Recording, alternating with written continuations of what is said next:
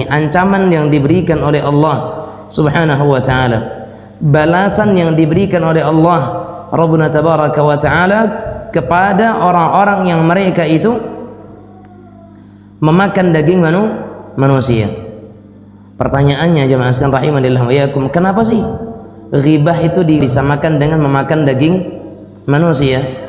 Jemaah sekalian rahimanillah wa iyyakum, kata Allah azza wa jalla apa? Wala yaghtab ba'dukum ba'dha, dan janganlah salah satu di antara kalian menggibah saudaranya yang lain. Kemudian kata Allah tabaraka wa taala, ayuhibbu ahadukum an ya'kula lahma akhihi maita, apakah salah seorang di antara kalian itu ada yang suka memakan daging saudaranya yang sudah mati? Fakarihtumu, jawabannya semua kita akan membencinya, tidak suka.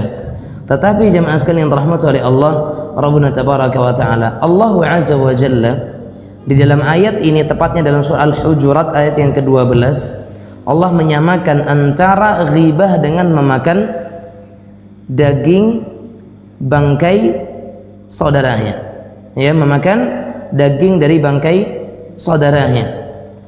Al-Imam Al-Qurtubi rahimahullah, beliau menjelaskan kenapa Allah Subhanahu wa taala mempermisalkan antara ghibah dengan memakan daging bangkai saudaranya.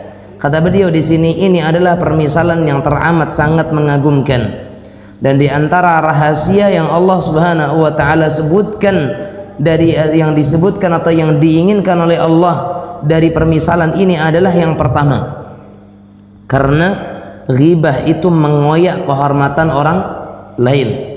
Layaknya seseorang yang memakan daging, karena daging tersebut akan terkoyak dari kulitnya, kemudian mengoyak kehormatan atau harga diri, tentu lebih buruk daripada mengkoyakkan dagingnya, ya.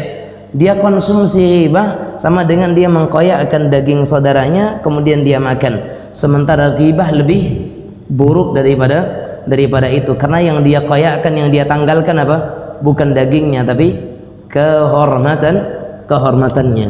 Yang dia koyakkan bukan dagingnya, kehormatannya yang dia koyak-koyakkan dengan ghibah tersebut. Ini disebutkan oleh Allah Subhanahu wa taala. Kemudian kata beliau juga, Allah menjadikan bangkai daging saudaranya sebagai permisalan, bukan daging hewan. Hal itu menunjukkan bahwa ghibah itu teramat dibenci. Kalau orang makan daging hewan itu masih mending, walaupun sama-sama haram, tapi daging hewan yang dia benci ya bukan manusia, ya. Barangkali hewannya kambing, hewan yang pada dasarnya halal, tapi dia ketemukan dia sudah mati, kemudian dia konsumsi, masih mending. Ini yang dia konsumsi manusia, menjijikkan tentunya. Lebih hal yang sungguh-sungguh teramat aneh dan tidak sewajarnya seseorang mengkonsumsi daging manusia.